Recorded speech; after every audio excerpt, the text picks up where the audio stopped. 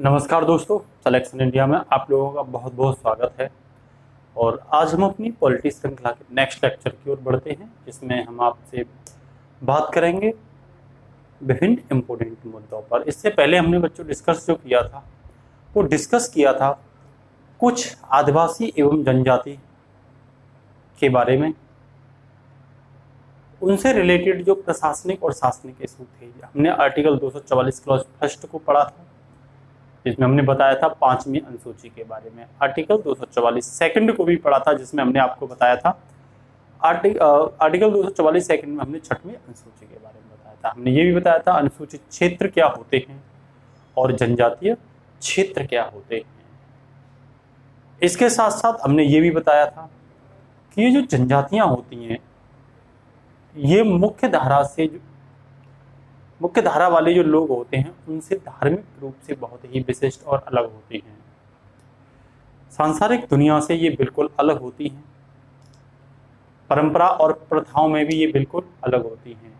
इसके साथ साथ हमने ये बताया था कि लोग आज अपने को फॉरवर्ड और बैकवर्ड जो मानते हैं वो इस आधार पर मानते हैं कि फॉरवर्ड लोग वो हैं जो प्रकृति से दूर हैं लेकिन तकनीकी रूप से दक्ष हैं, तकनीकी के काफ़ी नज़दीक हैं, जिन्होंने रात्रिचर जीवन को कृत्रिम प्रकाश के माध्यम से सुनिश्चित किया। लेकिन वहीं हमने ये बताया था कि ये जो पिछड़े मानते हैं वो उन लोगों को मानते हैं जो प्रकृति से जुड़े हुए हैं और तकनीकी रूप से दक्ष नहीं हैं। हमने ये भी बताया था कि एक जज थे, भारत सरकार ने 1965 में एक समिति का गठन किया था, लोकोर समिति, जिसने जनजातियों की परिभाषा को डिफाइन किया था।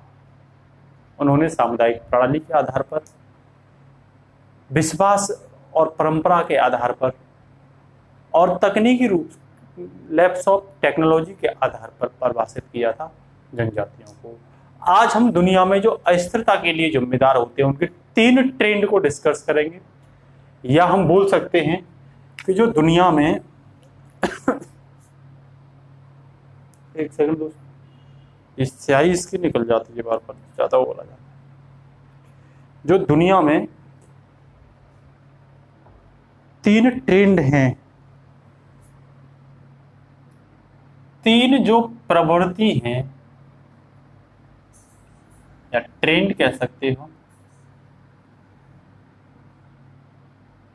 या फिनोमिना कह सकते हो। फिनोमिना जिन्हें हम कह सकते हैं कि जो दुनिया है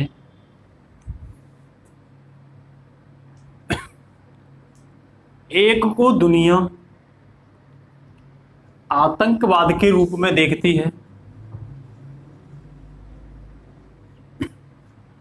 कौन देखती है? दुनिया। एक को बीबीसी जो है वो चरमपंथ के रूप में देखता है और एक को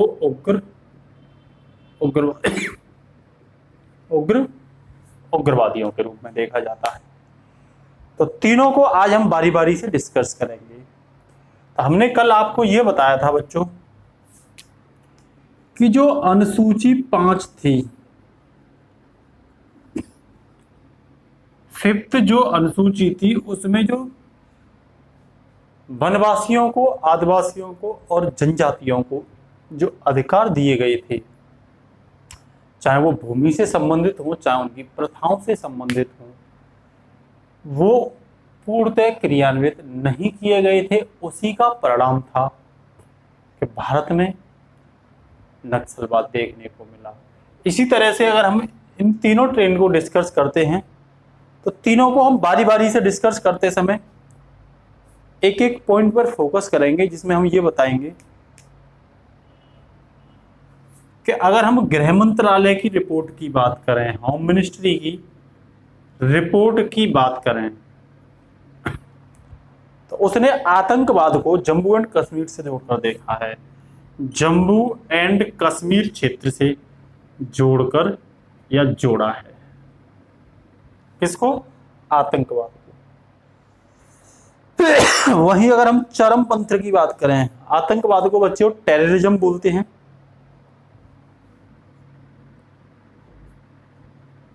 टेररिज्म। चरमपंथ को बच्चों एक्सट्रीमिज्म बोलते हैं।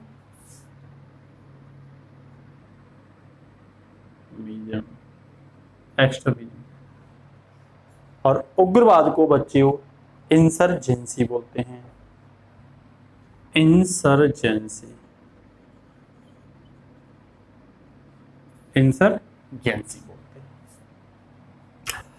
तो आतंकवाद को होम मिनिस्ट्री की रिपोर्ट ने जम्मू एंड कश्मीर के क्षेत्र से जोड़कर देखा है। वहीं चरमपंथ की बात करें तो मध्य भारत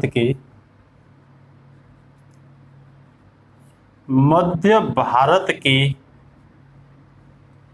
लगभग 76 जिलों से जोड़ा है। किसे? एक्सट्रीमिज्म को। एक्सट्रीमिज्म। ठीक है। वहीं हम उग्रवाद की बात करते हैं तो उग्रवाद को बच्चों पूर्वोत्तर भारत से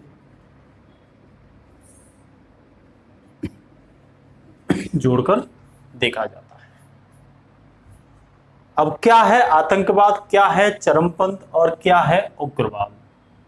बहुत सिंपल डिस्कशन में हमें इसे देखना होगा। तो जब हम आतंकवाद की बात करते हैं तो ये दो घटनाएं प्रदर्शित करता है, एक तो प्रत्यक्ष और एक अप्रत्यक्ष, एक डायरेक्ट और एक इनडायरेक्ट। डायरेक्ट जो इसकी घटना होती है वो हिंसात्मक होती है, वो हिंसा होती है। और अप्रत्यक्ष की बात करें तो ये थ्रेट होती है, धमकी। धमकी जैसे कई तरह की होती है धमकी भी। एक धमकी तो वो होती है कि देख लूंगा तुझे। अगर हम क्लास में जैसे बैठते हैं, कभी देखा होगा, छोटे जब थे हम, अब तो बड़े हो गए हैं, तो वहाँ ये बोला जाता था जैसे अगर हम किसी की सीट को घेर के बैठ जाएं, किसी दिन जल्दी चले गए तो आगे बैठ गए, तो जो आगे उस पर बैठता था सीट पर वो यही बोलता था कि देख लूंगा तुझे, छुट्टी होने दे तो ये देख लूंगा। या एक तरह की धमकी ये भी होती है बच्चों, तुमने सुना होगा कि कल के सूरज को नहीं देख पाएगा, ये भी तो एक धमकी है। तो धमकियां कुछ इस तरह की होती हैं। हिंसात्मक जो गतिविधियां हैं ये काफी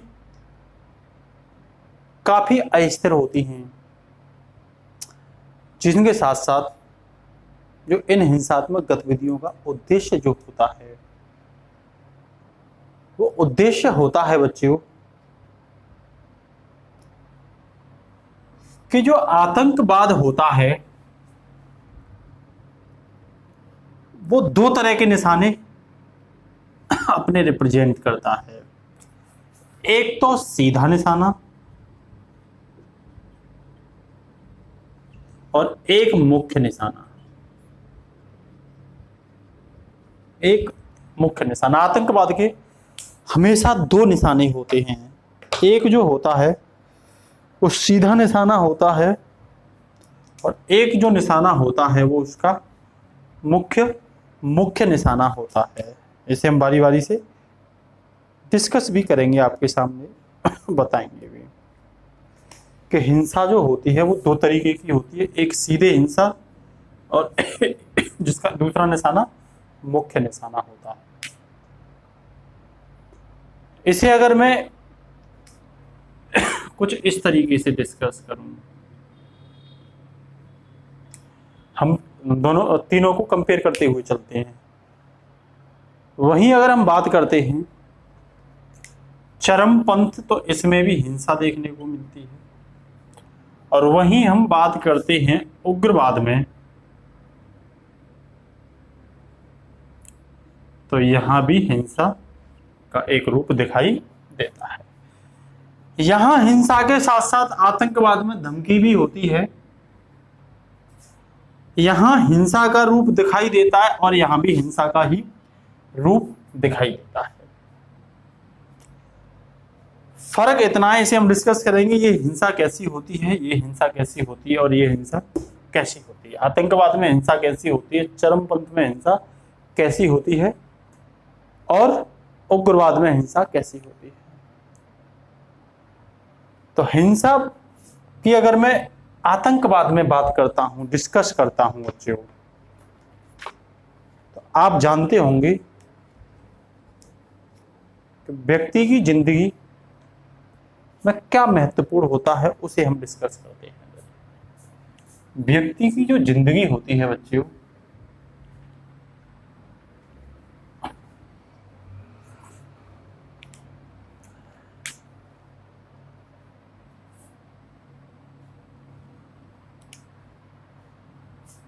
ये मुझे थोड़ा स्पेस चाहिए, बोर्ड में स्पेस नहीं है,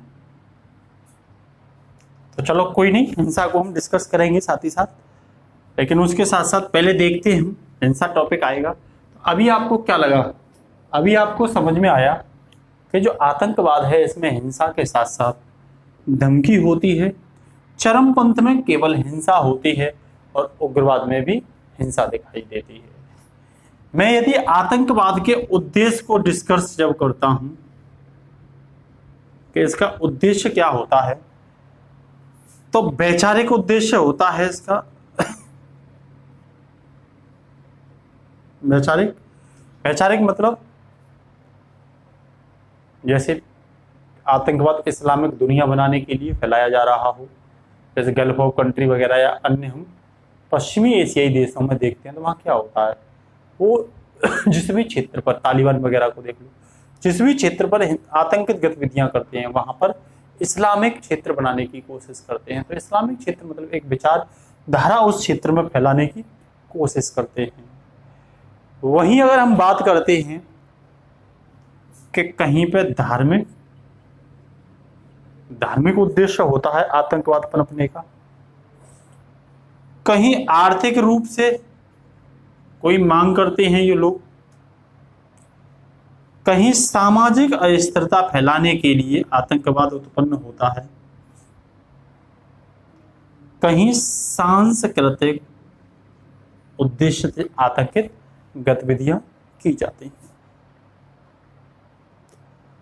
वहीं अगर हम बात करते हैं तो इनका उद्देश्य क्या होता है, वैचारिक लक्ष्य हासिल करने के लिए आतंकित गतिविधियां करते हैं, राजनीतिक लक्ष्य हासिल करने के लिए आतंकित गतिविधियां करते हैं, आर्थिक लक्ष्य हासिल करने के लिए आतंकित गतिविधियां करते हैं, और सामाजिक लक्ष्य और सांस्कृतिक लक्ष्य हासिल करने के लिए ये आतंकित गतिविधियां करते हैं। बोल सकते हो, hence you can say terrorism of broad phenomena, कि जो आतंकवाद है वो एक बहुत बड़ा फिनोमिना है। इसी के साथ यदि हम चरमपंथ के उद्देश्य की बात करें तो इसमें हमें, इसके अगर मैं उद्देश्य की बात करूं तो इसमें हमें ये राजनीतिक उद्देश्य हासिल करने के लिए और उसके साथ साथ एक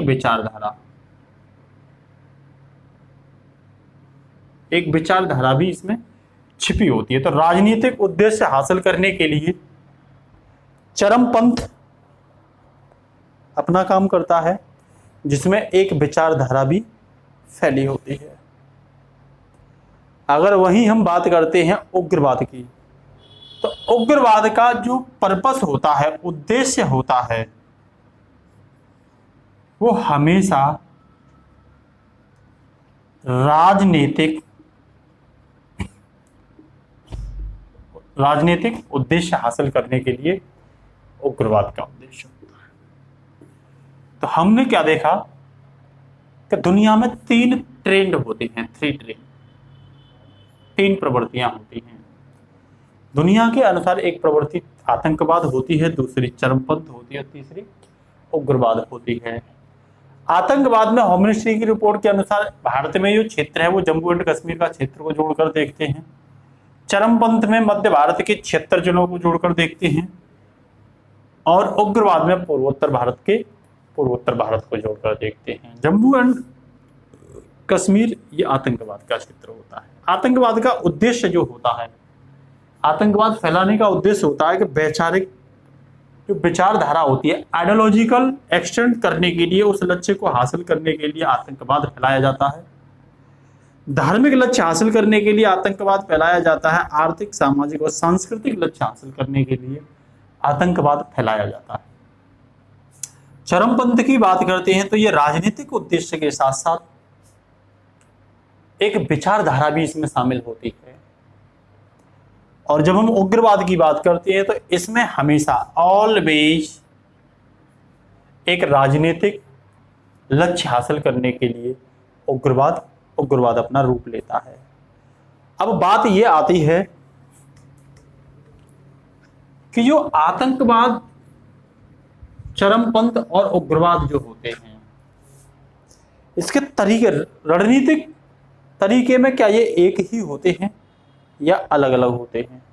तो मैं यदि बात करूं आतंकवाद की, तो इसका रणनीतिक या प्रविधि या तरीके भिन्न भिन्न होते हैं।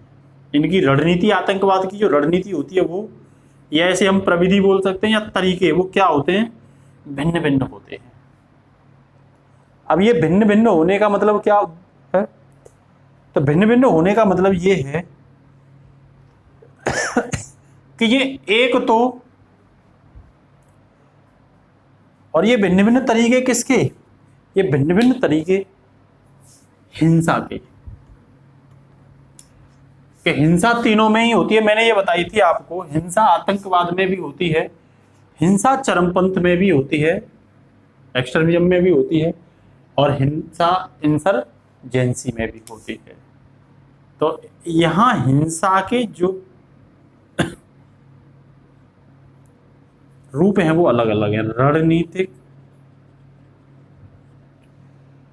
और प्रविधि और तरीके। तो इनके जो हिंसा के रूप हैं वो अलग अलग हैं। अब ये तीनों जो होते हैं वो इसीलिए भिन्न है कि यहां जो सीधा निशाना जो साधा जाता है वो अलग भाग पर साधा जाता है, और इनका मुख्य निशाना जो होता है वो अलग भाग होता है। मेरा कहने का मतलब,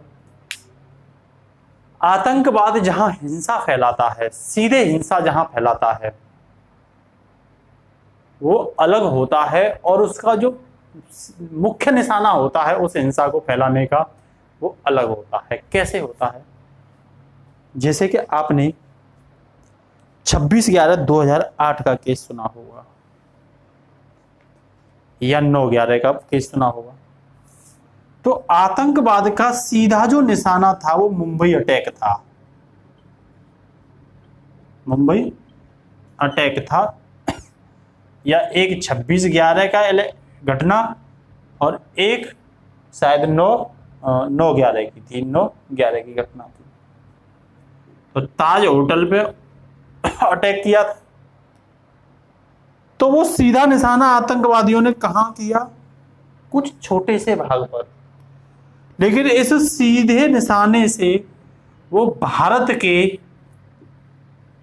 शेष समाज को,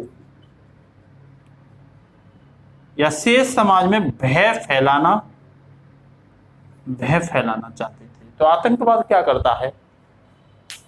किसी एक छोटी जगह सीधा निशाना करता है, जिससे कि वो बड़े समाज में भय फैला पाए।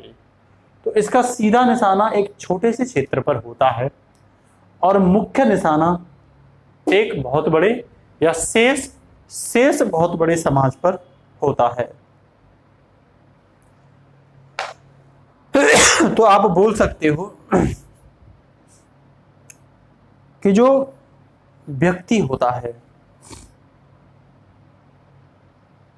उसके कई रूप होते हैं, उसकी जिंदगी में कई चीजें महत्वपूर्ण होती हैं, उसकी मंजिल अलग होती है, उसे प्राप्त करने के रास्ते भी उसके अलग होते हैं। मेरा कहने का मतलब आपसे ये है कि मान के चलिए कोई व्यक्ति है,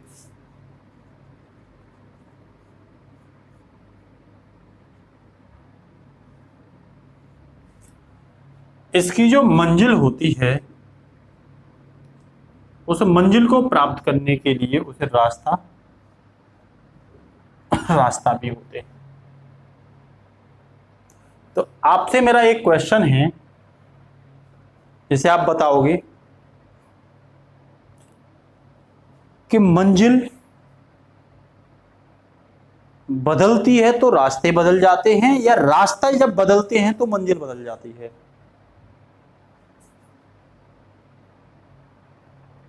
तो आप मुझे ये बताइए, मंजिल का एक जो शब्द होता है उसे आप कह सकते हो साध्य या एंड, साध्य या एंड कह सकते हो इसे। वहीं रास्ते को दूसरे शब्द में कह सकते हो साधन। ये साध्य होता है मंजिल, और जिसे प्राप्त करने के लिए जो रास्ते यूज करते हैं उसे हम मीन्स कहते हैं या साधन कहते हैं, मीन्स। तो मंजिल को प्राप्त करने के लिए हमें आवश्यकता किसकी होती है? साध्य प्राप्त करने के लिए साधन की आवश्यकता होती है। अगर मंजिल भिन्न है, अगर मंजिल भिन्न है तो निश्चित रूप से रास्ते भी क्या होंगे? भिन्न ही होंगे। जैसे मेरा कहने का मतलब, एक व्यक्ति IAS मंजिल धारण किए हुए है और एक व्यक्ति SSC, एक व्यक्ति की मंजिल IAS है और एक व्यक्ति की जो मंजिल है वो SSC है। तो आप मुझे एक चीज बताइए, एक का साध्य जो है वो IAS है और एक का साध्य जो है वो SSC है, तो क्या दोनों को एक ही रास्ते पे चलना पड़ेगा या दोनों के रास्ते अलग अलग होंगे? तो निश्चित बात है, जब मंजिल भिन्न भिन्न है तो दोनों के जो रास्ते हैं, जब मंजिल इनकी भिन्न है, साध्य भिन्न है, तो साधन भी क्या होगा? भिन्न ही होगा। इसका साधन अपना अलग होगा, इसका रास्ता अपना अलग होगा और इसका रास्ता अपना अलग होगा। मेरा कहने का मतलब IAS प्राप्त करने के लिए अलग तरीके से आपको पढ़ना होगा और SSC प्राप्त करने के लिए आपको अलग तरीके से। तो ऐसे ही हम जब किसी व्यक्ति की मंजिल यदि भिन्न है, एक व्यक्ति की मंजिल कुछ और है, दूसरे की कुछ और है, तो उस दोनों के रास्ते भी अलग अलग होंगे। तो मेरा कहने का मतलब, आपको इसे समझाने का मेरा मतलब ये था, अगर आपसे अंतर पूछा जाए कभी, अगर आपसे कभी अंतर पूछा जाए तो आप सबसे बड़ा अंतर ये बताओगे कि नजरिया, सबसे बड़ा अंतर क्या बताओगे दोनों के बीच में? सबसे बड़ा दोनों के बीच में बताओगे अगर नजरिया या दृष्टिकोण, टेम्परामेंट, नजरिया या दृष्टिकोण व्यक्ति का अलग अलग होता है, या नजरिया या दृष्टिकोण व्यक्ति का होता है जो उद्देश्य और मंजिल को क्या करता है? व्यक्त करता है। या हम साफ बोल सकते हैं कि व्यक्ति का नजरिया और उद्देश्य साफ रूप से मंजिल में दिखाई देते हैं कि उसे करना क्या है। तो नजरिया और दृष्टिकोण उसके उद्देश्य, मतलब मंजिल, उद्देश्य मतलब मंजिल। मेरा कहने का मतलब आपसे ये है, आपसे यदि कोई अंतर पूछता है तो निश्चित रूप से आज बताओगे व्यक्ति का उद्देश्य, मतलब आपका उद्देश्य क्या? IAS प्राप्त करना। मेरा कहने का मतलब आपकी मंजिल क्या है? IAS, या इसे दूसरे शब्द में क्या बोल सकते हैं? साध्य। आपका साध्य क्या है? IAS। तो आपको उसे प्राप्त करने के लिए जो रास्ते हैं या साधन हैं वो भी आईएएस के हिसाब से ही चलने होंगे। मेरा कहने का मतलब यदि आपका एसएससी साध्य है, उद्देश्य एसएससी है, तो रास्ते भी आपको ये अलग रास्ते पे चलना पड़ेगा और इसे अलग रास्ते पे चलना पड़ेगा। यदि एक ही मंजिल आईएएस है तो उसे आईएएस के रास्ते से चलना पड़ेगा, यदि बी की मंजिल एसएससी है तो उसे एसएससी के रास्ते से चलना पड़ेगा। तो यदि आपसे ये पूछता है कि दोनों के बीच खास अंतर क्या होता है, तो आप यही बताओगे कि यदि नजरिए और दृष्टिकोण दोनों के बीच का अंतर होता है कि उद्देश्य और मंजिल को, या उद्देश्य और मंजिल में जो व्यक्त होता है वो नजरिया और दृष्टिकोण साफ तौर पर दृष्ट होता है कि व्यक्ति के नजरिया में ही पता चल जाती है या उसके दृष्टिकोण से ही पता चल जाती है कि इसकी मंजिल क्या है। तो हम बोल सकते हैं उसके नजरिया और दृष्टिकोण में ही छिपा होती है उसकी मंजिल। हम उसके नजरिया और दृष्टिकोण कहते हैं ना, इसका तो नजरिया ही अलग दिख रहा है, बोलते नहीं बोलते, तो उसके नजरिया और दृष्टिकोण में ही छिपा होता है उसका साध्य, और वही साध्य रिप्रेजेंट करता है कि आवश्यकता पूर्ण करने के लिए ये उद्देश्य है और ये आवश्यकता। तो आवश्यकता किसकी है? साधन की।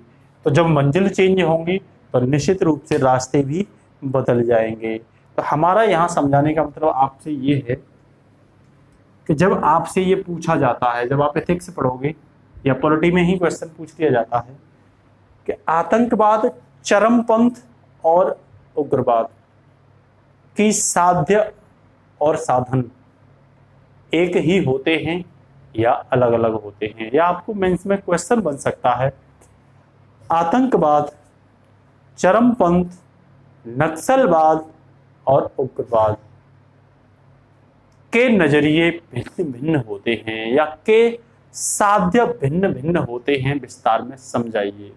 तब आपको समझाना होगा, ठीक है ना, वह हम आपको बताएंगे। तो आप ये तो क्लियर समझ ही हुए होंगे कि व्यक्ति का अगर मंजिल अलग है तो रास्ते भी अलग होते हैं, साध्य अलग है तो साधन भी अलग होते हैं। और व्यक्ति की जो मंजिल है या साध्य है वो कहाँ छिपी होती है? उसके नजरिया और दृष्टिकोण में छिपी होती है। उसका नजरिया और दृष्टिकोण साफ व्यक्त करता है उसकी मंजिल और उद्देश्य को। तो हमारा कहने का मतलब है कि इनका उद्देश्य क्या है, इनकी मंजिल क्या है?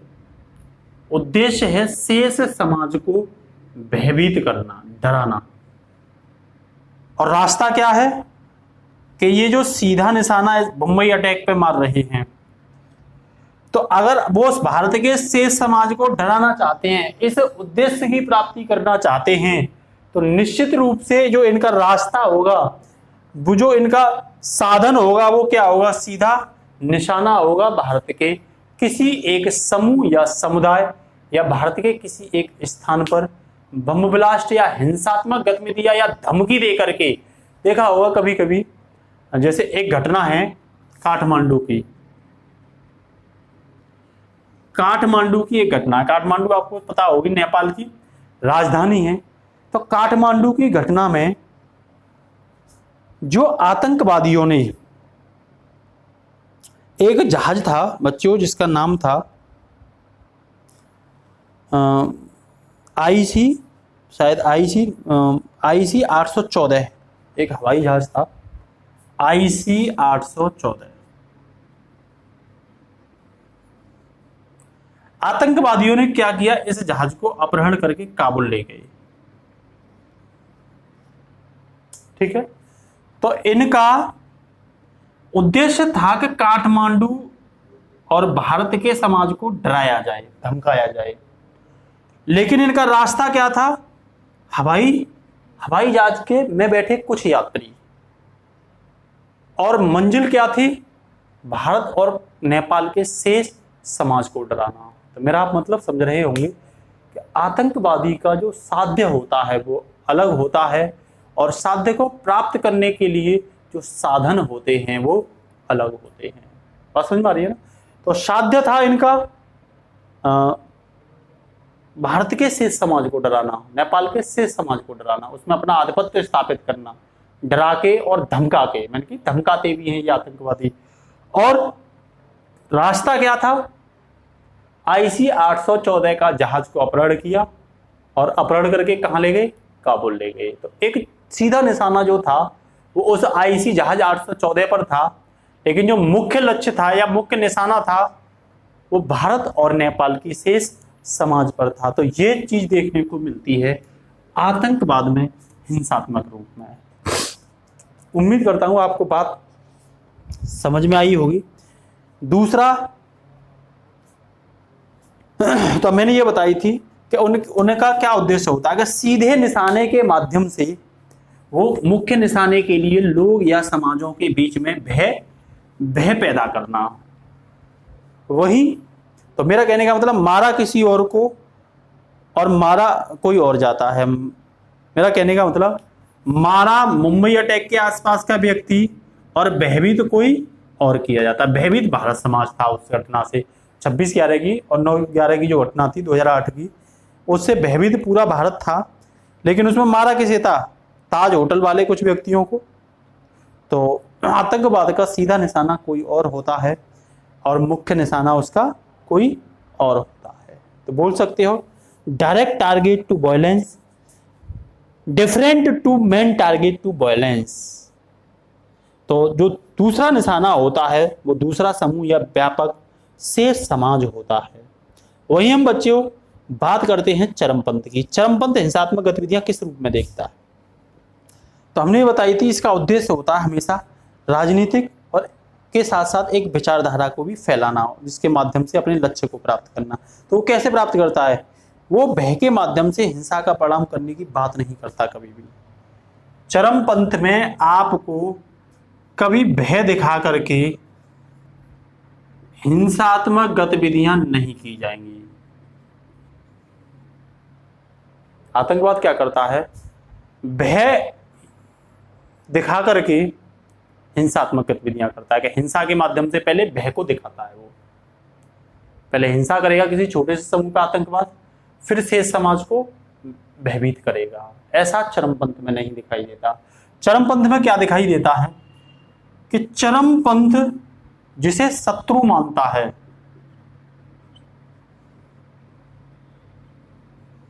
उसी को मारता है, उसी को निशाना बनाता है। मेरा कहने का मतलब कि जो आदिवासी या जनजाति इलाके हैं उनमें क्या है कि इन आदिवासियों की मांग पूरी नहीं हो रही। आप देख रहे होंगे छत्तीसगढ़ या झारखंड जैसे इलाके में जब हम जाते हैं तो पुलिस क्या करती है? इनके साथ शोषण करती है। तो इनका दुश्मन कौन है? पुलिस। और ये पुलिस को ही मारते हैं। कई जगह आपने देखा होगा 73 पुलिस वाले एक जगह मार दिए, 50 पुलिस वाले एक जगह मार दिए।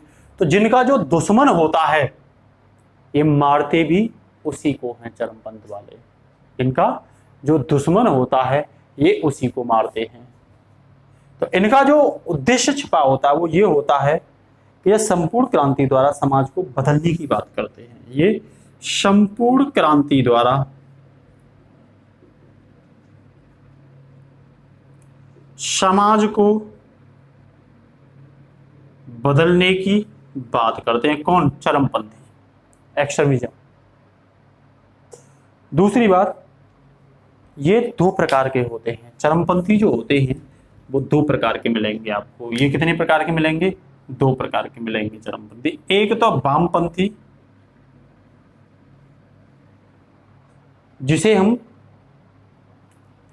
नक्सलवाद भी कह सकते हो, जिसे हम डिस्कस करेंगे नक्सलवाद के एक रूप को, या लेफ्ट विंग,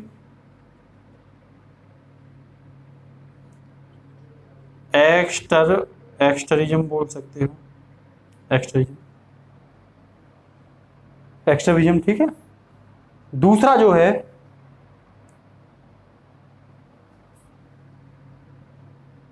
एक्सट्रीमिज्म, और दूसरा जो है वो दक्षिणपंथी, जिसे आप दक्षिणपंथी बोल सकते हो। एक वामपंथी होता है चरमपंथ में और एक दक्षिणपंथी होता है। दक्षिणपंथी जो होते हैं वो जैसे यूएसए में आपने देखा होगा कि ये जो नस्लीय आधार पर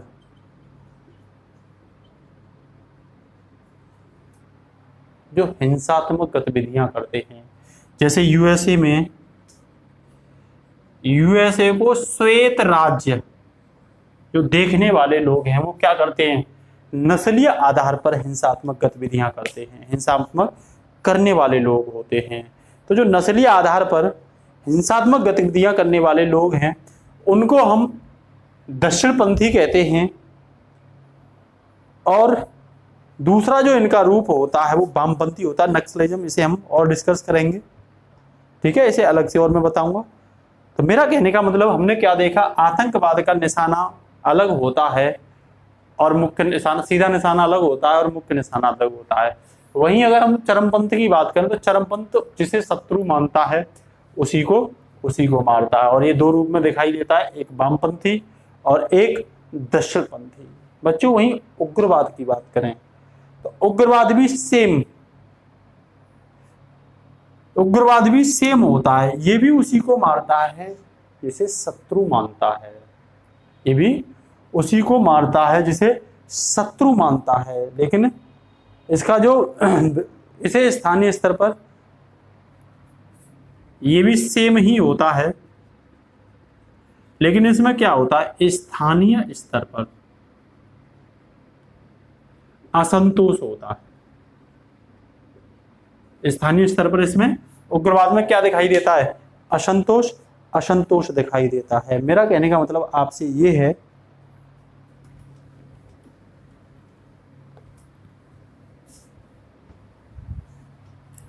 कि जो आतंकवाद होता है वो राज्य समर्थित होता है। क्या होता है, राज्य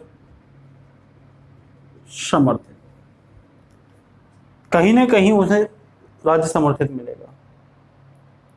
इसमें क्या होता है,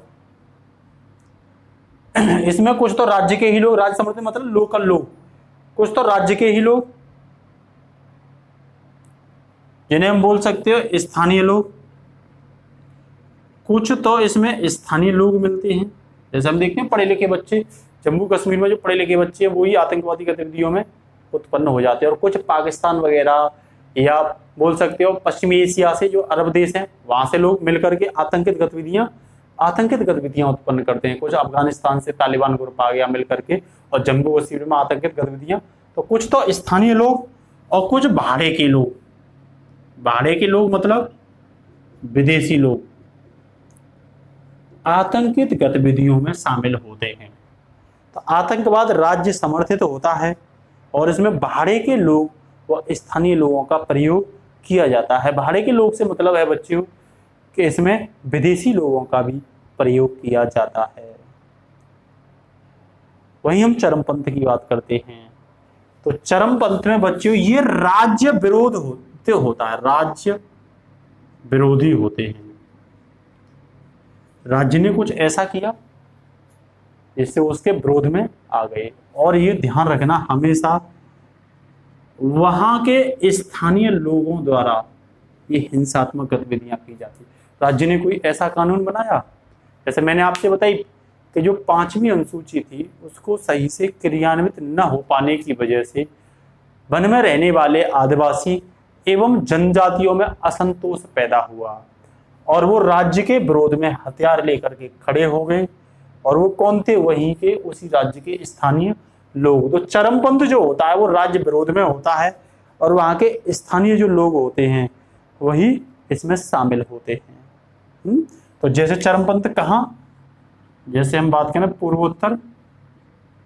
पूर्वोत्तर राज्यों में भी दिखाई देता है चरमपंथ, या मैंने बताई होगी क्या बोलते हैं उसे, मध्य भारत के लगभग 76 जिलों में, कितने जिलों में, लगभग 76 जिलों में मध्य भारत के में ये चरमपंथी गतिविधियां दिखाई देती हैं। किसके विरोध में, राज्य के विरोध में। कौन करता है, वहां के स्थानीय लोग। किस बात को लेकर के कि जो राज्य सरकार है उसके द्वारा बनाए गए या क्रियान्वित किए गए जो कानून हैं वो राज्यों के जो स्थानीय लोग होते हैं इनसे परे होते हैं, इनके अधिकार को छीनते हैं।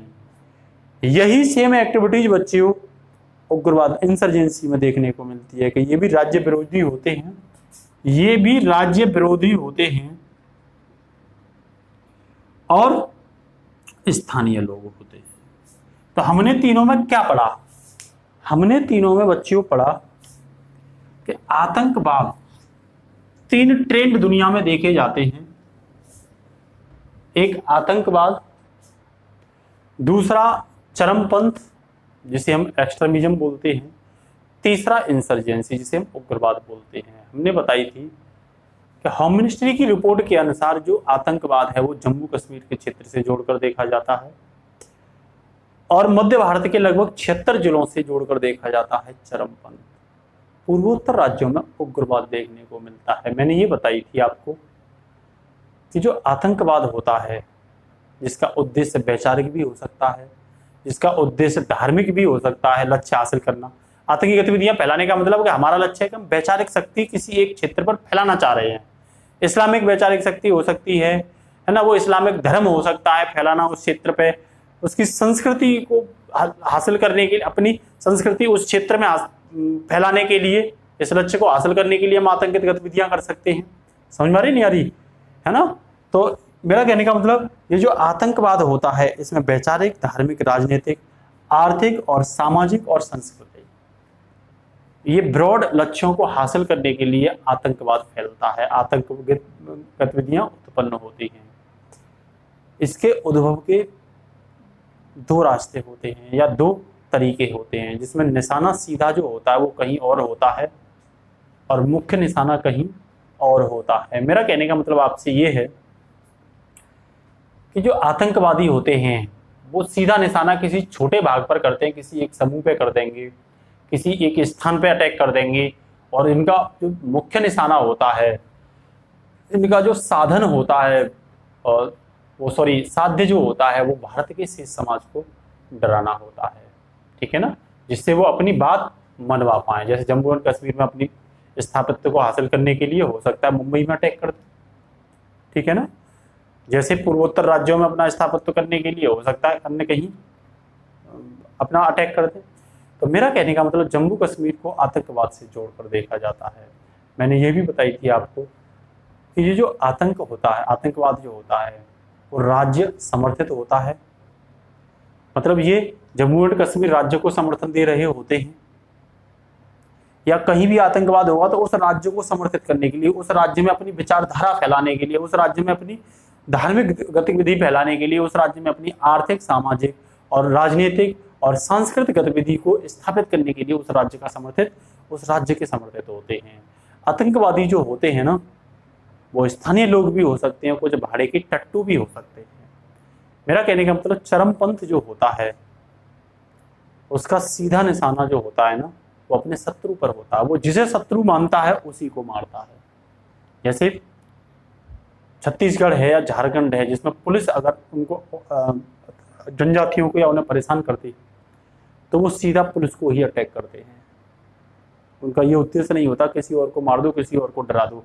चरमपंथ का ऐसा उद्देश्य नहीं होता। इससे बच्चों आप मेंस का भी बहुत बड़ा क्वेश्चन सॉल्व कर सकते हो, ठीक है ना? वहीं मैंने उग्रवाद को बताया था, मैंने आपको ये भी बताया था चरमपंथ 2 रूप में दिखाई देता है। एक तो वामपंथी के रूप में दिखाई देता है, दूसरा दक्षिणपंथी के रूप में दिखाई देता है। वामपंथी नक्सलवाद को मैं डिटेल में डिस्कस करूंगा, जबकि दक्षिणपंथी में मैंने आपको ये बताया था कि नस्लीय आधार पर जो यूएसए में घटना हो रही है कि यूएसए को वो लोग क्या करते हैं, जो दक्षिणपंथी हैं वो श्वेत राज्य के रूप में देखते हैं, तो इसे हम दक्षिणपंथी कहते हैं। उग्रवाद में मैंने आपको ये बताई थी कि उग्रवाद जो होता है इसका उद्देश्य हमेशा राजनीतिक होता है, जबकि चरमपंथ का लक्ष्य उद्देश्य जो होता है वो राजनीतिक के साथ साथ बच्चे उसमें एक विचारधारा छिपी होती है, आइडियोलॉजी, उसमें पॉलिटिकल लक्ष्य हासिल करने की, पॉलिटिकल टारगेट हासिल करने के साथ साथ एक आइडियोलॉजी छिपी होती है। जबकि उग्रवाद में ओनली पॉलिटिकल टारगेट होता है जिसे हासिल करने के लिए वो राजनीतिक लक्ष्य रखते हैं, ठीक है ना? तो ये भी राज्य विरोधी होता है और चरमपंथ भी राज्य विरोधी होता है। और ये राज्य का विरोध करने वाले जो चरमपंथी और उग्रवादी होते हैं वो वहीं के लोकल पर्सन होते हैं, मतलब स्थानीय लोग होते हैं। कहाँ के स्थानीय लोग होते हैं? तो ये स्थानीय लोग होते हैं जहाँ राज्य का विरोध कर रहे होते हैं, जिस राज्य का विरोध कर रहे होते हैं। तो ये मैंने आपको डिस्कस किया क्या होता है चरमपंथ, क्या होता है आतंकवाद, और क्या होता है उग्रवाद। जबकि एक व्यक्ति थे, जो बोल सकते हैं एक समाजशास्त्री थे, जिनका नाम था वॉल्टर लेक्चर। वो ये बोलते थे आतंकवाद कोई विचारधारा नहीं। एक व्यक्ति थे वॉल्टर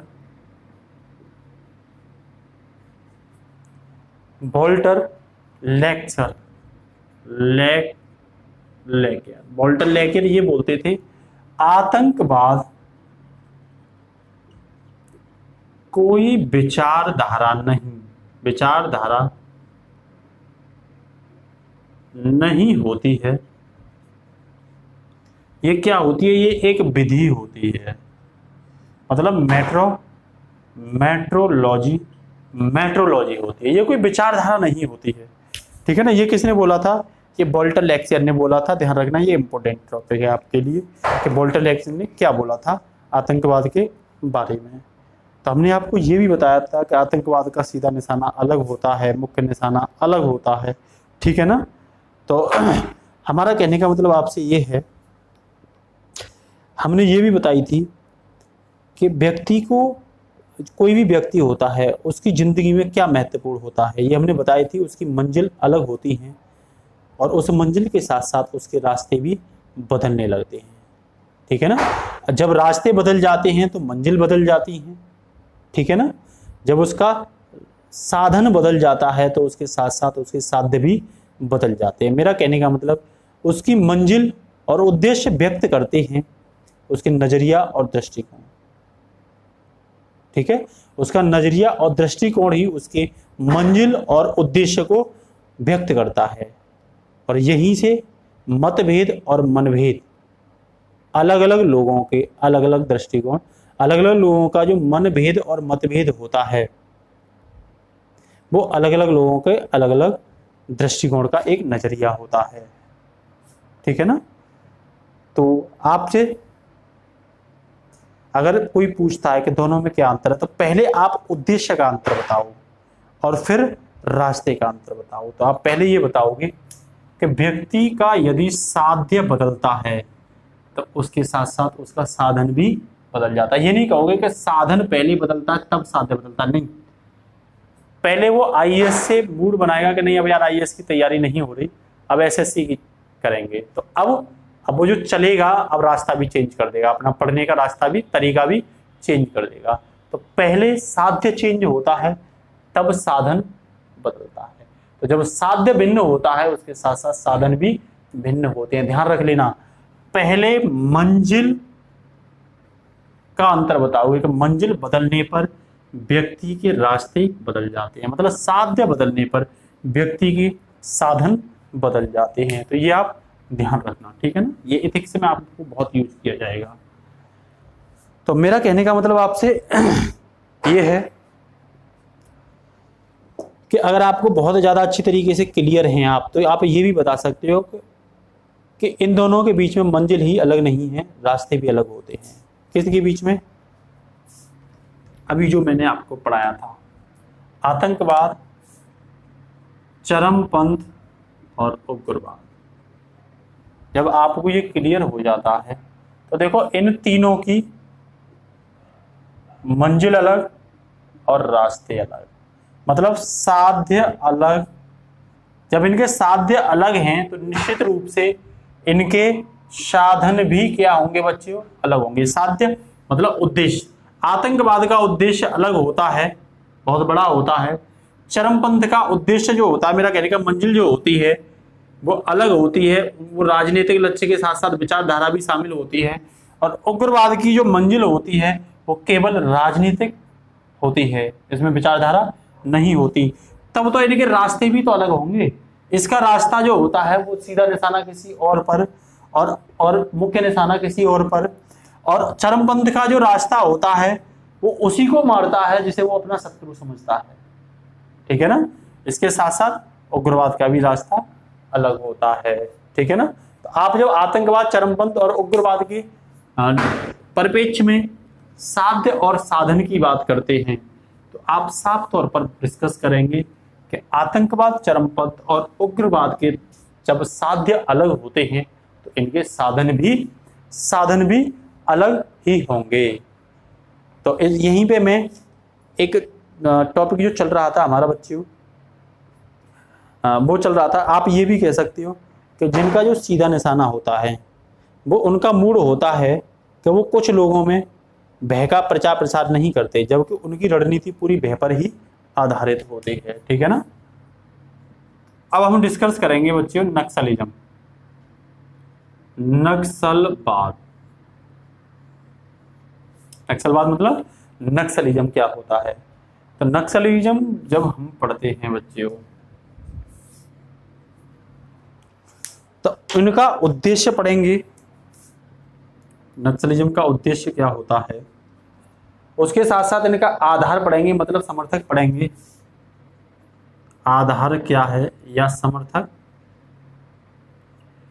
भी इसका पढ़ लेंगे कि आधार क्या है इनका, कहां से स्टार्ट होता है, और तरीका भी पढ़ लेंगे, इनका नक्सलिज्म फैलाने का तरीका क्या होता है। एक एक पॉइंट को आप 4 पॉइंट बताया, इनमें बेहद इंपॉर्टेंट, और ये आपके कहीं ना कहीं इतना यूज होंगे कि आप सोच भी नहीं सकते हो।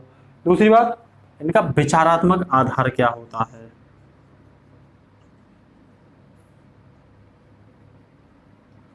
तो बच्चों जब हम नक्सलवाद के उद्देश्य की बात करते हैं तो नक्सलवाद हमेशा समानता लाने की बात करता है। इसका उद्देश्य होता है समाज में समानता लाना। इनका उद्देश्य होता है कि समाज में समानता लाई जाए, यह वामपंथी की तरह ही समानता लाने की बात करता है। ठीक है ना। तो ये वामपंथी की तरह समानता लाने की बात करता है। किसकी तरह? वामपंथियों की तरह। वामपंथी को ही तो मैंने नक्सलवाद बताया था। तो ये क्यों लाने की बात करते हैं कि इनको संवैधानिक प्रावधानों पर विश्वास नहीं होता या विश्वास नहीं करते हैं। तो ये निश्चित रूप से संवैधानिक जो तरीके होते हैं उन पर भरोसा नहीं करते हैं। कौन? नक्सलवाद। ठीक है ना। इनका जो आधार होता है वो आधार होता है बच्चियों जनजातियां। आधार कौन होता है? जनजातियां। नक्सलवाद कहां से उत्पन्न हुआ? जनजातियों से उत्पन्न हुआ। इसे डिस्कस करेंगे। ठीक है ना।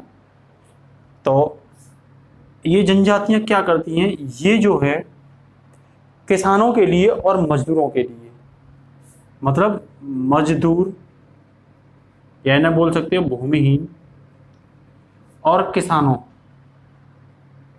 के अधिकारों के लिए आवाज उठाते हैं, के अधिकारों के लिए आवाज उठाते हैं। आवाज उठाती हैं कौन? जनजातियां। जनजातियां समर्थक होते हैं। इनके तरीका की बात करें, इनका जो तरीका होता है ना वो गुरिल्ला तरीके से ही गुरिल्ला कह लो या छापा मार। जैसे शिवाजी की सेना में होता था गुरिल्ला तरीके, झाड़ियों में छुप करके मार देना और झाड़ियों में घुस जाना। ऐसे ही नक्सलवादी जो होते हैं, देखा होगा कई बार सुनते होंगे आप कि जो डीएम या एसडीएम पर मतलब गोली चला गए, मार गए और झाड़ियों में घुस गए या इनका अपहरण कर ले गए। तो छापा मार और गुरिल्ला इनकी क्या होती है? रणनीति होती है। रणनीति जो तरीका होता है इनका वो छापामार और गुरिल्ला होता है। ठीक है ना। इनके जो विचार हैं वो माओ और लेनिन से प्रभावित होते हैं। किससे? माओ और लेनिन। माओ और लेनिन से क्या होते हैं? इनके विचार प्रभावित होते हैं। आप या तो यूं कह सकते हो कि इनका जो वैचारिक आधार होता है वो माओवाद और लेनिनवाद होता है। आपसे पूछे कि इनका जो वैचारिक आधार होता है, ये मैं व्यक्ति की बात कर रहा हूं और ये उनके फिलॉसफी की बात, इनके सिद्धांत की बात कर रहा हूं। माओवाद और लेनिनवाद, ये इनके दो वैचारिक आधार होते हैं, एक माओवाद और एक लेनिनवाद। जबकि आप भारत में इनकी बात करोगे तो भारत में कई दल हैं, जैसे CPI ML और PWG मतलब पीपल वार ग्रुप। CPIML का मतलब है कम्युनिस्ट पार्टी ऑफ इंडिया। इनके कई ग्रुप हैं, जैसे CPIML, इसका मतलब है कम्युनिस्ट पार्टी ऑफ इंडिया। ये नक्सलवादों में एक दल है ना। ML का मतलब माओ और लेनिन, एक है PWG, people bar of group,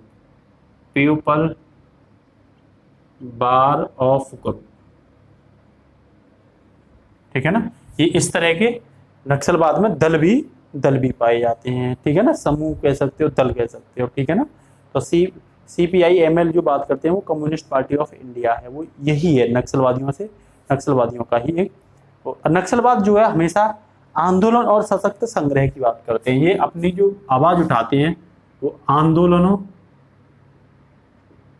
और सशक्त विद्रोह के माध्यम से, सशक्त संघर्ष के माध्यम से अपनी आवाज उठाते हैं। कौन? नक्सलिज्म, ठीक है ना। नक्सलिज्म जो अपनी आवाज उठाता है वो किसके माध्यम से? आंदोलन और सशक्त विद्रोह के माध्यम से। जब हम नक्सलवाद के उद्भव की बात करते हैं तो आपसे अगर कोई बात करे कि माओवाद और नक्सलवाद क्या एक ही है, माओवाद और नक्सलवाद क्या एक ही है, तो आपका जवाब होना चाहिए माओवाद अलग है और नक्सलवाद अलग है। क्यों? कि नक्सलवाद में माओवाद और लेनिनवाद दोनों की विचारात्मक आधार है, जबकि माओवाद में केवल माओवाद का ही है। तो माओवाद और नक्सलवाद में अंतर पूछे तो अलग अलग होगा, लेनिनवाद और नक्सलवाद में जो अंतर पूछे तो ये भी अलग होगा, ठीक है ना। ये नेता हैं माओ और लेनिन जिन्होंने आंदोलन उठाए थे और जीत भी हासिल करी थी, ठीक है ना। तो जब हम बात करते हैं नक्सलवाद के ओरिजिन की तो बच्चे बात है 1967 की। वर्ष 1967 में एक व्यक्ति हैं चारू मजूमदार और उनके अन्य साथी भी थे। जब बात करते हैं हम ओरिजिन ऑफ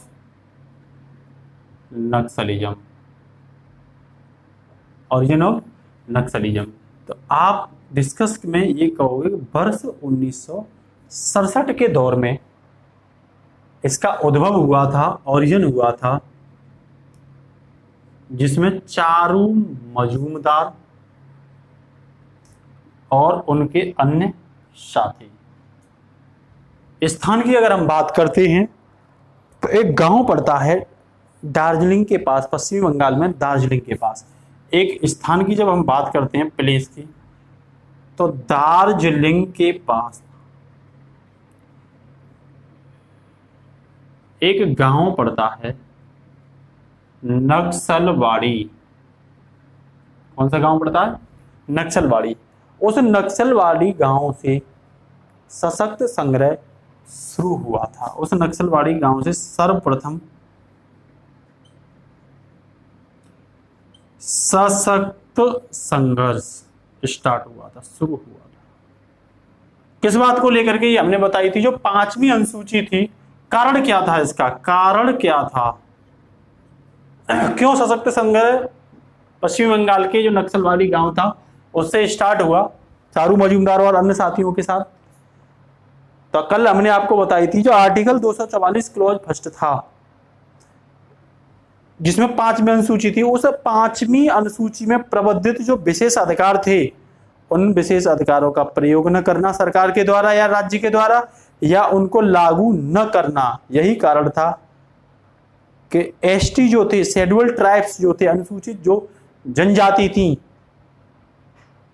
उनको नक्सली में बदलना पड़ा, ठीक है ना।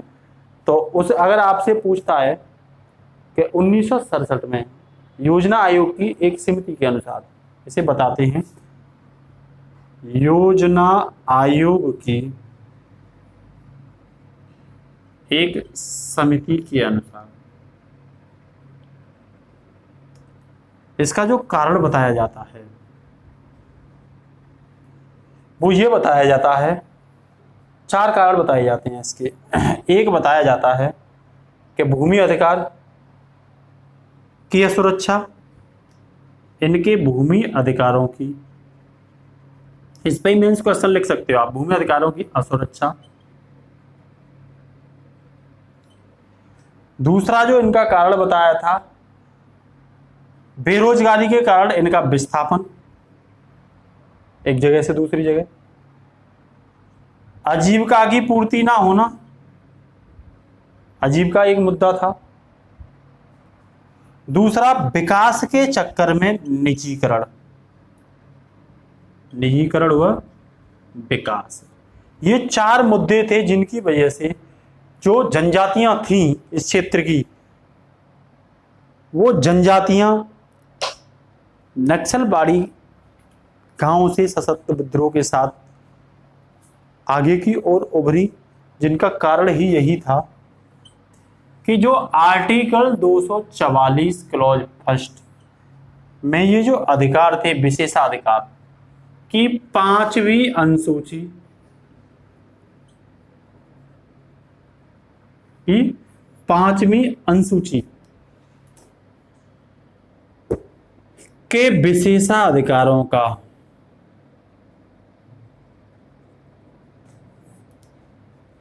सही से पालन या लागू न करना, जब इनके अधिकार इनसे छीने जाएंगे, वनों से संबंधित या अन्य आजीविका से संबंधित, भूमि से संबंधित या निजीकरण से संबंधित, तब तो क्या होगा, इनमें असंतोष पैदा होगा, क्योंकि व्यक्ति भूखा तो मर नहीं सकता है ना।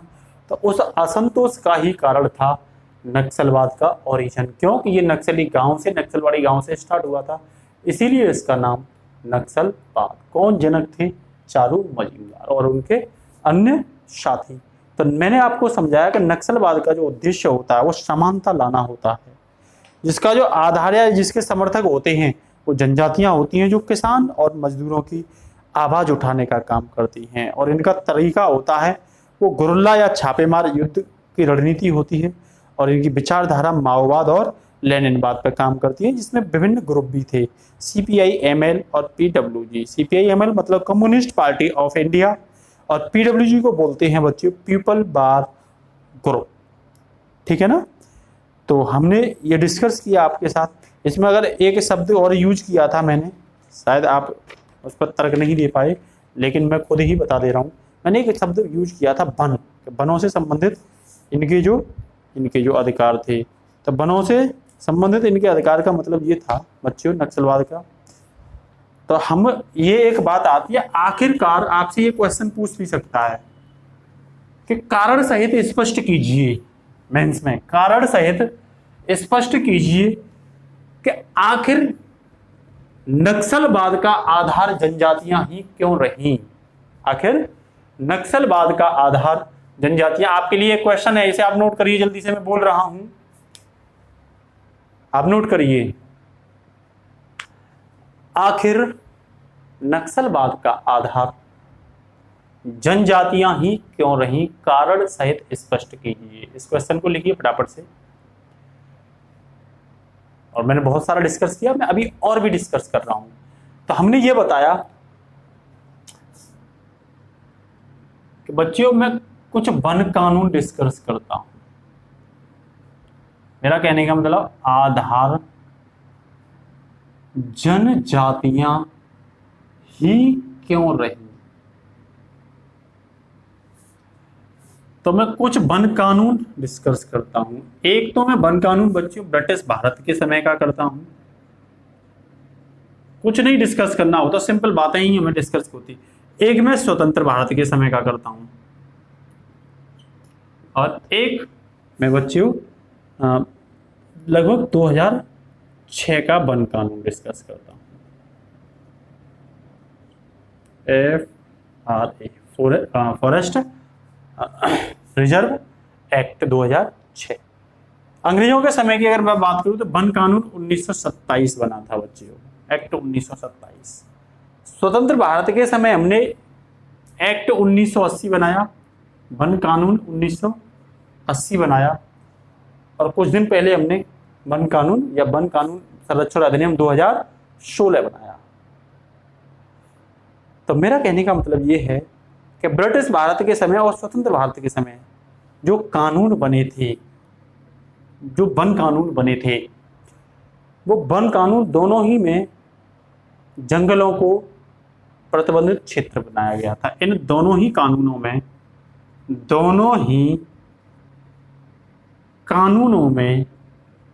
जंगलों को प्रतिबंधित क्षेत्र बनाया गया था। तो जंगल क्या थे इन दोनों कानूनों में? प्रतिबंधित क्षेत्र। जब ये जंगल प्रतिबंधित क्षेत्र होंगे तब तो जनजातियों के जो प्राकृतिक एवं स्वाभाविक अधिकार होंगे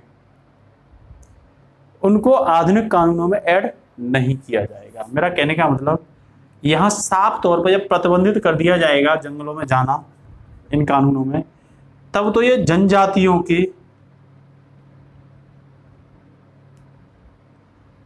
प्राकृतिक एवं स्वाभाविक अधिकारों को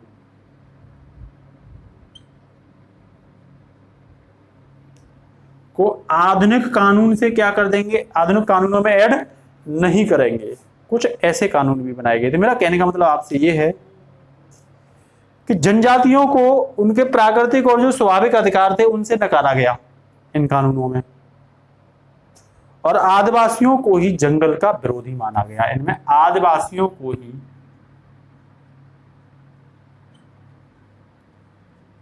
को ही जंगल का विरोधी माना गया। नहीं समझ में आई बात? तो ब्रिटिश भारत के समय जो वन कानून थे और स्वतंत्र भारत के समय जो वन कानून थे, दोनों में ही जंगलों को प्रतिबंधित क्षेत्र रखा गया। जब जंगल प्रतिबंधित क्षेत्र होंगे उसमें जाने के लिए प्रतिबंध लगाया जाएगा, तब तो जो उसमें रहने वाली जनजाति थी उनका संरक्षण करने वाली जो जनजातियां थी, आदिवासी जो लोग थे, वनवासी जो लोग थे, उनको वन अधिकारों से, उनके प्राकृतिक अधिकारों से, उनके स्वाभाविक अधिकारों से वंचित कर दिया जाएगा, नकार दिया जाएगा। आधुनिक कानूनों में उन्हें शामिल नहीं किया जाएगा। और तो और जंगलवासियों को, जनजातियों को ही जंगलों का विरोधी माना गया। ठीक है ना? जब 2006 में कानून बना, उस समय मनमोहन सिंह जो थे वो बीमार थे, और लेकिन मैं बधाई देता हूं उनको। उन्होंने ये बोला कि आदिवासी जो हैं, इसमें ये बोला गया कि जो आदिवासी हैं,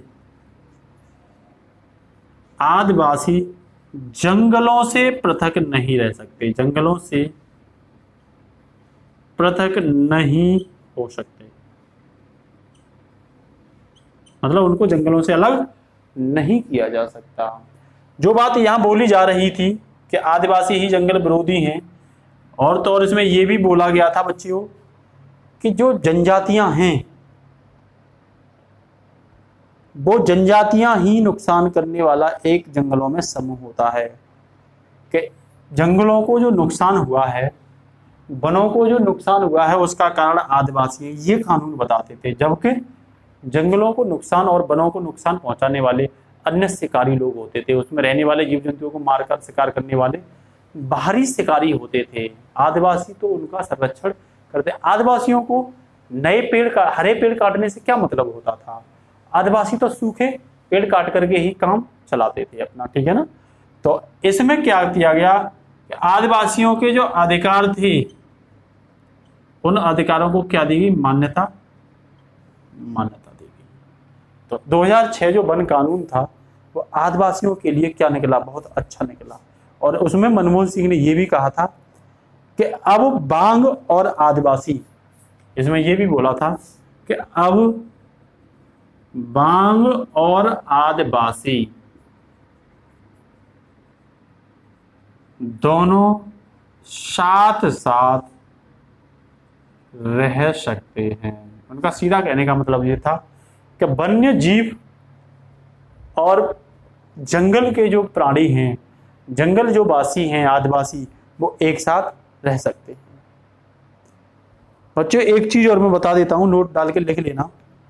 लगभग 76 नक्सलवादियों के जो जिले थे उन 76 जो आदिवासी जिले थे उनमें से 52, अगर बामन जिले की बात करूं तो नक्सलवादियों के लगभग 76 जिले थे। कितने जिले थे? नक्सलवादियों के 76। उनमें से 52 जिले जो थे वो अनुसूचित क्षेत्र ही थे। अनुसूचित क्षेत्र मतलब वहां बाहुल्य संख्या जनजातियों की थी। तो जो नक्सलवाद जिन 76 जिलों में देखा गया, जो चरमपंथ जिन 76 जिलों में देखा गया, उनमें से 52 जिले कौन थे? 52 जिले तो अनुसूचित जिले थे। इसका मतलब क्या है कि जो नक्सलवाद फैला उसका आधार ही जनजातियां थी। और जनजातियां क्यों इन्वॉल्व हुई? उसका कारण था आर्टिकल 244 क्लॉज फर्स्ट में जनजातियों को जो 5वीं अनुसूची में अधिकार दिए गए थे, उनको जो विशेषाधिकार दिए गए थे, वो राज्य द्वारा विशेषाधिकार सही तरीके से प्रयोग न किया जाना, सही तरीके से लागू न किया जाना जनजातियों के असंतोष का एक कारण था, जो एक चरमपंथ और नक्सलवाद के रूप में सामने देखने को मिला। जिसे लोग आज आतंकवाद बोलते हैं, नक्सलवादियों को गलत बोलते हैं, वो गलत नहीं थे। वो अपने अधिकारों की आवाज और लड़ाई करने वाले एक व्यक्ति और विशेष समूह थे, जो अपने विशेषाधिकारों के लिए सरकार से मांग कर रहे थे। लेकिन वो उन्हीं को मारते थे जिनका जो निशाना था उनका खुद का खास दुश्मन होता था। ठीक है ना? तो ये था। तो ये भी कुछ कारण थे कि आखिरकार जनजातियां ही क्यों बनी। तो आपको लिखना भी है जनजातियां आखिर इनका निशाना क्यों बनी। ठीक है ना? तो यहाँ में बच्चों आपको एक क्वेश्चन बताऊंगा जो IAS 2013 में मेंस में आया हुआ क्वेश्चन है। ठीक है ना? तो हम उस क्वेश्चन को भी यहाँ डिस्कस करेंगे। तो IAS मेंस में जो क्वेश्चन आया है वो ये क्वेश्चन है बच्चों, साथ ही साथ आप भी लिखिए और इसे लिख करके जो मैंने डिस्कस किया है इस पूरे में से ही वो मेंस का क्वेश्चन बहुत ही आसानी से डिस्कस हो जाएगा। और वो क्वेश्चन है बच्चों, उसे लिखिए क्वेश्चन को स्पीड से। भारत में संविधान की धारा 244, क्वेश्चन है IAS मेंस 2013, और वो क्वेश्चन है भारत में संविधान की धारा, धारा मतलब अनुच्छेद, संविधान की धारा 244 अनुसूचित व आदिवासी क्षेत्रों के प्रशासन से संबंधित है। अनुसूचित व आदिवासी क्षेत्रों के प्रशासन से संबंधित है। क्षेत्रों के प्रशासन से संबंधित है, से संबंधित है। उसकी 5वीं सूची के क्रियान्वित न करने से, उसकी 5वीं सूची के क्रियान्वित न करने से, उसमें 5वीं सूची के क्रियान्वित न करने से वामपंथी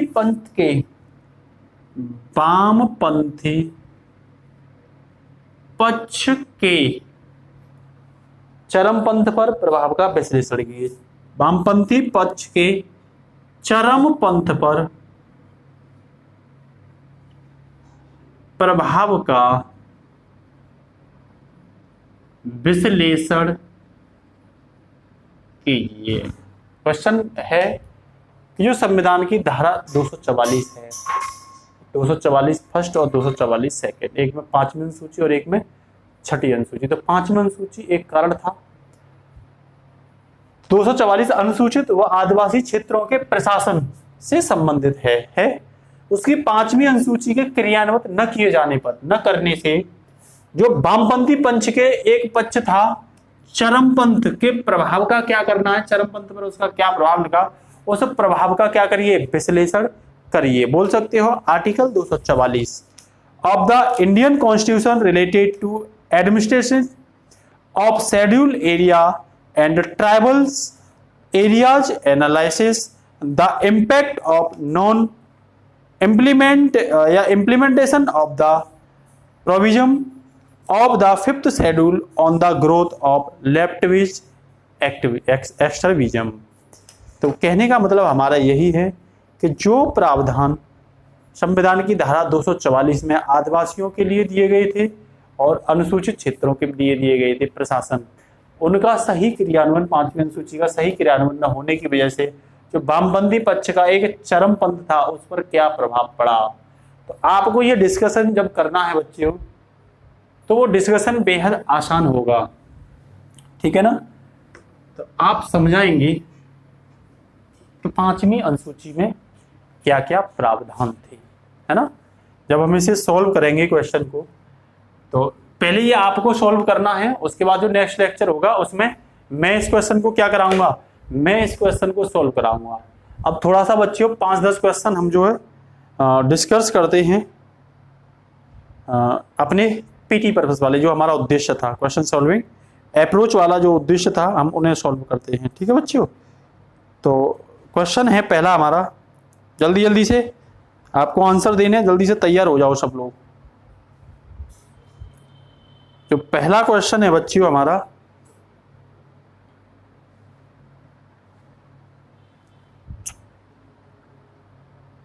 वो यूपी पीसीएस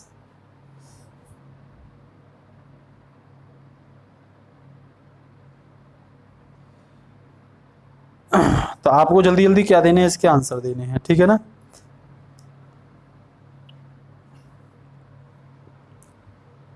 तो क्वेश्चन नंबर पहला, ठीक है ना, ये है बच्चों राज्य पुनर्गठन अधिनियम 1956, राज्य act 1956, SRA state reorganisation act 1956 के भाग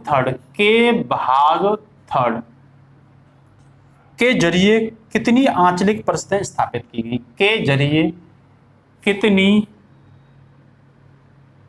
आंचलिक परिषद बनी। और ये बच्चों क्वेश्चन आया है CDS 2019 में, ये क्वेश्चन आया है। और इसका पहला जो ऑप्शन है बच्चों, पहला ऑप्शन है इसका A है, जल्दी से आंसर दो, 8, B है बच्चों इसका 7, और C है बच्चों इसका 6, और D है बच्चों इसका 5। जल्दी से इसका आंसर दो। तो how many zonal council were set up by part 3 of the state reorganisation act 1956। दूसरा क्वेश्चन है बच्चों, जल्दी से इसका आंसर दो। निम्न में से किसके माध्यम से सिक्किम भारत का सह राज्य बना। सिक्किम भारत का सह राज्य बना, और ये बच्चे आया है CAPF 2018। इसका पहला ऑप्शन है बच्चों A 36वां कॉन्स्टिट्यूशन अमेंडमेंट संविधान संशोधन 1975, B है बच्चों इसका 7वां संविधान संशोधन 1956, C ऑप्शन है इसमें बच्चों 35वां संविधान संशोधन 1974, और D ऑप्शन है बच्चों 5वां संविधान संशोधन 1955। जल्दी से इसका आंसर लगाइए, ये CAPF 2018 में आया हुआ क्वेश्चन है। और नेक्स्ट क्वेश्चन है बच्चों तीसरा, क्वेश्चन नंबर, मैं पहले का ही आंसर डिस्कस कर दे रहा हूं। तो हमने ये बताई थी बच्चों आपको कि ये ईस्ट, वेस्ट, नॉर्थ और साउथ और एक मिडिल, ये 5 जो परिषद बनी थी, क्षेत्रीय परिषद बोलते हैं जोनल काउंसिल को, आंचलिक परिषद को, ये 5 एक्ट 1956 के तहत बनी थी, और एक्ट 1972 के तहत पूर्वोत्तर परिषद बनी थी, ठीक है ना। तो इसका आंसर क्या होगा, 5 होगा। जिसका भी आंसर 5 है वो अपनी जगह बिल्कुल सही है और उसकी तैयारी भी ठीक चल रही है। नेक्स्ट क्वेश्चन है बच्चों दूसरा, सिक्किम भारत का सह राज्य बना। तो 2 ही तो बताए थे मैंने, सिक्किम पहले भारत का सह राज्य बना और उसके बाद भारत का पूर्ण राज्य बना। तो सह राज्य बना था 35वां संविधान संशोधन 1974। फिर इसने मैंने ये बताया था कि भारत का पूर्णतः भोग लगाना चाहता था, तब ये 36वें संविधान संशोधन 1975 द्वारा पूर्ण राज्य बना। लेकिन क्वेश्चन में क्या पूछा है, सह राज्य बना। इसका मतलब क्या है, इसका आंसर C सही होगा। नेक्स्ट क्वेश्चन है बच्चों, जब हम तीसरे क्वेश्चन की बात करते हैं, बहुत अच्छा है क्वेश्चन 3, वो ये है, कौन सा भारत के संविधान की अनुसूची 8 में है, 8th अनुसूची में है, कौन सी भाषा? और ये आया है बच्चों CAPF 2018 में, यूपीएससी ही कराती है इस एग्जाम को। ए है बच्चों नेपाली, कौन सी भाषा पूछ रहा 8वीं सूची में, नेपाली, कोंकणी, तुलु और संथाली। बी ऑप्शन है बच्चों संथाली, उर्दू, कोंकणी और मैथिली। सी ऑप्शन है बच्चों इसमें संथाली, कोंकणी, भोजपुरी और उर्दू। और डी ऑप्शन है बच्चों डोगरी और कोंकणी और भोजपुरी और बच्चों उर्दू और उर्दू। जल्दी से बताइए। और नेक्स्ट 4th क्वेश्चन और मैं कर रहा हूं, जब तक आप इसका आंसर टाइप करिए।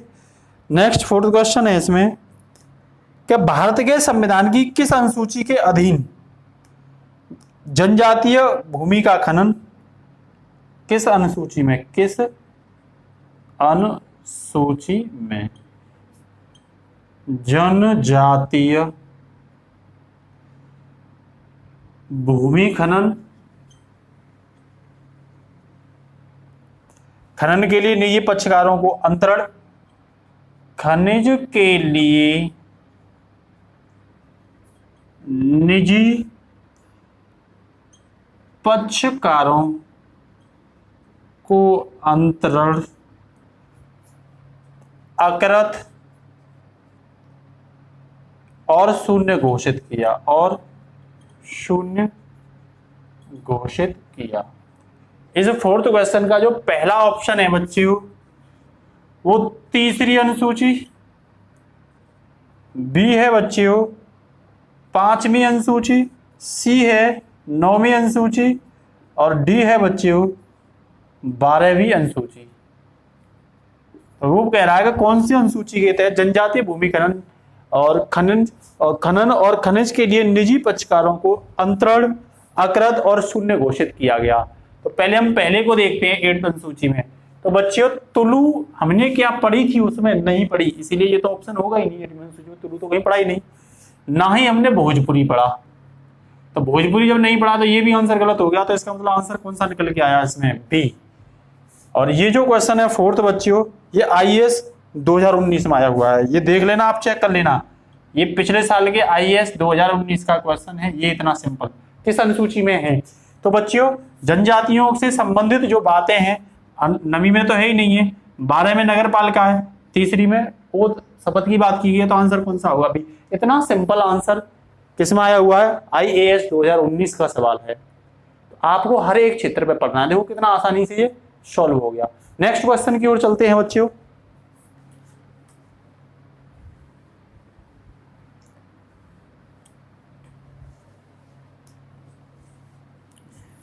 तो नेक्स्ट क्वेश्चन है हमारा क्वेश्चन 5th। ये बोल रहा है बच्चों भारत के संविधान में 5वीं अनुसूची और 6ठी अनुसूची के उपबंध निम्न में से किसके लिए किए गए? 5th व 6th अनुसूची किस लिए है? और क्वेश्चन तो देखिए किसमें आया है, IAS 2015 का क्वेश्चन है ये, ठीक है ना। इसका पहला ऑप्शन है बच्चों अनुसूचित जनजातियों के हितों के संरक्षण के लिए। अनुसूचित मतलब ST शेड्यूल्ड ट्राइब्स के हितों के संरक्षण के लिए। बी है बच्चों राज्यों के बीच सीमा के निर्धारण, राज्यों के बीच सीमा का निर्धारण। और सी है बच्चों पंचायतों की शक्तियां, ठीक है ना। और उत्तरदायित्व, उत्तरदायित्व। डी है बच्चों सभी सीमावर्ती राज्यों के संरक्षण के लिए। जल्दी से इसका आंसर दो। नेक्स्ट क्वेश्चन नंबर 6, भारत के संविधान में 9वीं अनुसूची किस संशोधन द्वारा जोड़ी गई? भारत संविधान में, इंडियन कॉन्स्टिट्यूशन में 9th अनुसूची किस संशोधन द्वारा जोड़ी गई? और यह आया है बच्चों CAPF 2017 में। इसका पहला जो ऑप्शन है वो 14वां संशोधन, बी है बच्चों इसका पहला संशोधन, सी है इसका 93वां संशोधन, और डी है बच्चों इसका 99वां संशोधन। जल्दी से इसका आंसर। तो फिफ्थ और छठी की बात करें तो ये जनजातियों से संबंधित है। इसका मतलब क्या है? इसका ऑप्शन ए होगा, क्योंकि राज्यों के बीच सीमा का निर्धारण जो करती है वो पहली अनुसूची करती है। पंचायतों को शक्ति 11वीं अनुसूची के तहत और सीमावर्ती अनुसूची से संबंधित कोई मतलब ही, या इनके संरक्षण की बात करते हैं तो पहली अनुसूची में जाएंगे। राज्यों को सीमावर्त करना ये पहली अनुसूची में हो जाएगा, तो इसका आंसर ए होगा। उसके बाद जब हम छठे क्वेश्चन की बात करते हैं बच्चों, तो छठा क्वेश्चन सबको पता है, पहले संविधान संशोधन के द्वारा 9वीं सूची भारतीय संविधान में ऐड की गई थी। तो देखो कितने सरल सवाल है, कोई भी सवाल आपको हार्ड नहीं लग रहा होगा, और ये IAS PCS और अन्य परीक्षाओं में, बड़ी बड़ी परीक्षाओं में आए हुए सवाल है। नेक्स्ट क्वेश्चन है बच्चों सुमेलित है ये, ठीक है ना, सुमेलित। और ये आपको मैं होमवर्क टाइप कर रहा हूं, इसका आंसर आपको उस कमेंट बॉक्स में देना है। तो ये नेक्स्ट क्वेश्चन 7 क्वेश्चन है सुमेलित, ठीक है। तो पहला है राज्य सूची, दूसरा है संघ सूची,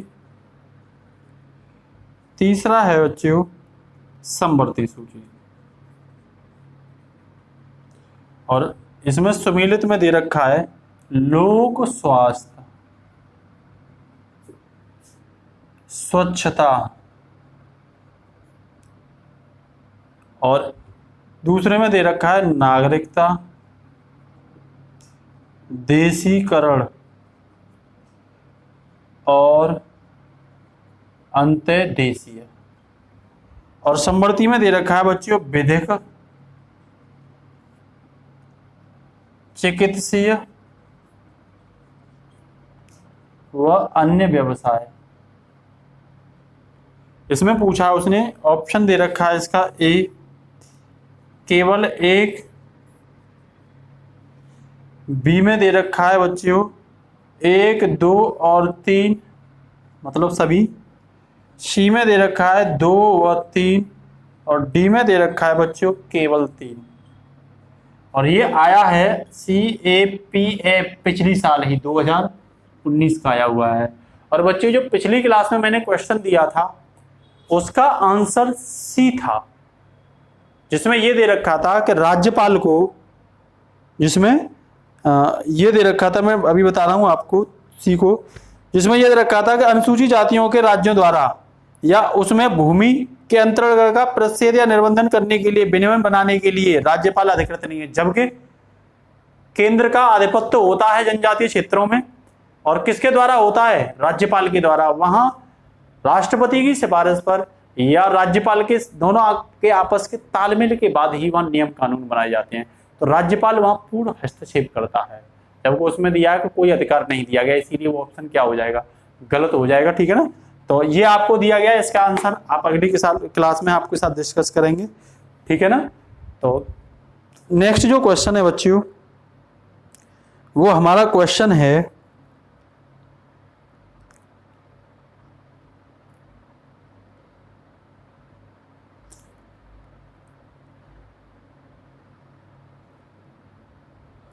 क्वेश्चन क्या, आप लगभग एक क्वेश्चन और देते हैं, उसके बाद आपकी छुट्टी कर देते हैं। तो 8वां क्वेश्चन है बच्चों, क्वेश्चन 8।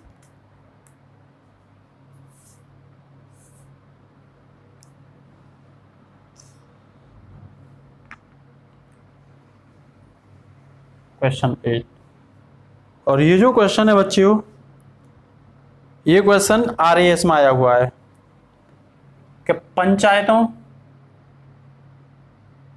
को संवैधानिक दर्जा प्रदान किया, और ये आया है राजस्थान एडमिनिस्ट्रेशन सर्विस और आरटीएस 2007 में। इसमें पहला ऑप्शन है आर्टिकल या अनुच्छेद 226 के अंतर्गत, बी दे रखा है आर्टिकल 243 के अंतर्गत, सी दे रखा है बच्चियों आर्टिकल 239 के अंतर्गत, और डी दे रखा है बच्चियों आर्टिकल 219 के अंतर्गत। तो इसका जो आंसर होगा बच्चियों, जल्दी से टाइप करिए कौन सा होगा। ये मैंने आपको पढ़ा भी दिया, अगर आप ढंग से डिस्कशन कर रहे होंगे तो ये मैंने आपको पढ़ा भी दिया है। तो आज के डिस्कशन में हम आपसे 8 क्वेश्चन ही डिस्कस करेंगे। तो बच्चों इसका जो आंसर है हमने बताई थी 243 में प्रबंध किए गए हैं पंचायतों के बारे में। तो डिस्कशन में आज इतना ही, और निश्चित रूप से मैक्सिमम क्वेश्चन को सॉल्व किया करो। जहां भी आपको कैसा भी क्वेश्चन इस टॉपिक में मिले आप सॉल्व करिए। तो बच्चों आज हमने जो आपको मेंस लेवल पर डिस्कशन किया था वो बेहद इंपॉर्टेंट था। आप सही से समझिए क्या होता है नक्सलवाद, क्या होता है आतंकवाद, क्या होता है चरमपंथ, उग्रवाद, भारत में ये क्यों उत्पन्न होते हैं, और इस पर मैंने आपको आईएएस 2013 में आने वाला क्वेश्चन भी बताया था। और अगली क्लास में हम बताएंगे उस क्वेश्चन को किस तरीके से आपको सॉल्व करना है। उससे पहले आप उस क्वेश्चन को सॉल्व करिए और देखिए आप कहां तक उस क्वेश्चन मेंस वाले को सॉल्व कर पाते हैं। ठीक है ना। तो नमस्कार, जय हिंद, जय भारत दोस्तों।